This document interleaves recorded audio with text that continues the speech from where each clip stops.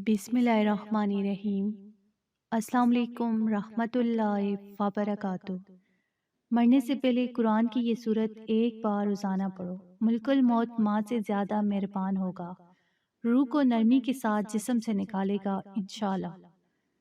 ناظرین، دنیا میں اکثر لوگ مصروفیت میں رہتے ہیں، دنیا کی مستیوں میں کھو جاتے ہیں اور آخرت کو بھول جاتے ہیں، لیکن اللہ کے قریب ہونے والے بندے ایسے بھی ہوتے ہیں جو ہر دن قرآن کی تلاوت کرتے ہیں، اللہ کو یاد رکھتے ہیں اور اپنی موت کی تیاری کرتے ہیں۔ ایسے بندے کے لیے اللہ کا کرم بے حد ہے۔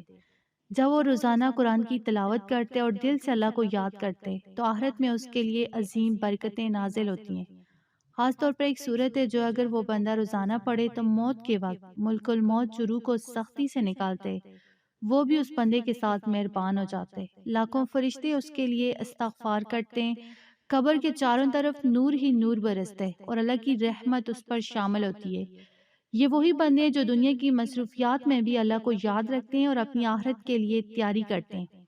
ایسے انسان کے لیے موت کا لمحہ خوفناک نہیں ہوتا، بلکہ اللہ کی رحمت اور نور سے بھرپور ہوتا ہے۔ تو ناظرین، آپ کو یہ بات جان لینا بہت ضروری ہے کہ ملک الموت کسی پر مہربان نہیں ہوتا، نہ کسی کو معاف کرتے اور نہ ہی کسی کو آسانی سے چھوڑتے۔ موت کا لمحہ اتنا سخت اور تکلیف دہ ہوتا ہے کہ اس کا احساس نہ تو جوان لوگ کر پاتے ہیں اور نہ ہی کوئی تجربہ کار انسان اس کی شدت کو سمجھ سکتا ہے۔ قبر کی پہلی رات بھی بہت سخت ہوتی ہے، انسان اپنے اعمال کے حساب سے وہاں جواب دہ ہوتے ہیں۔ یہ وہ وقت ہوتا ہے جب قبر کی حقیقت سامنے آتی ہے، روشنی اور ظلمت کا فرق واضح ہوتے ہے، اور جو لوگ تیاری کے بغیر آتے ہیں ان کے لیے یہ لمحے خوفناک اور پریشان کن ہوتے ہیں۔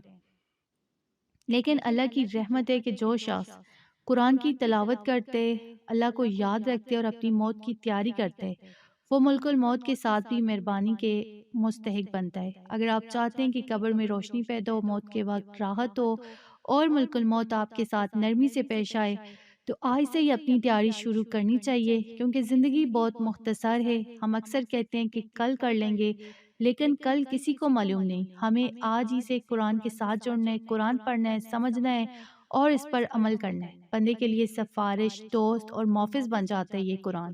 جو شخص قرآن کے ساتھ جڑا رہتا ہے، موت کے وقت اسے سکون ملتا ہے، قبر میں راحت ملتی ہے اور اللہ کی رحمت سے اس کے اعمال اسے مضبوطی سے تھامے رکھتے ہیں۔ قرآن پڑھنے والا کبھی تنہا نہیں ہوتا، ہر حالت میں اللہ اس کا مددگار اور ملک الموت کے سامنے اس کا محافظ بنتا ہے۔ تو ناظرین، اگر آپ چاہتے ہیں کہ موت کے وقت آپ پر سختی نہ ہو، موت آپ کے لیے مہربانی سے پیش آئے اور آپ کی قبر میں سکون اور روشنی ہو، تو آج ہی سے اپنی تیاری شروع کریں۔ دنیا میں اکثر لوگ اللہ کو یاد کرنا بھول جاتے ہیں، دنیا کی مستیوں میں کھو جاتے ہیں اور آخرت کو نظر انداز کر دیتے ہیں، لیکن جو شخص قرآن کی تلاوت کرتے اور اللہ کی یاد میں مشغول رہتے، وہ موت کے وقت اللہ کی خاص رحمت کا حقدار بنتے ہیں۔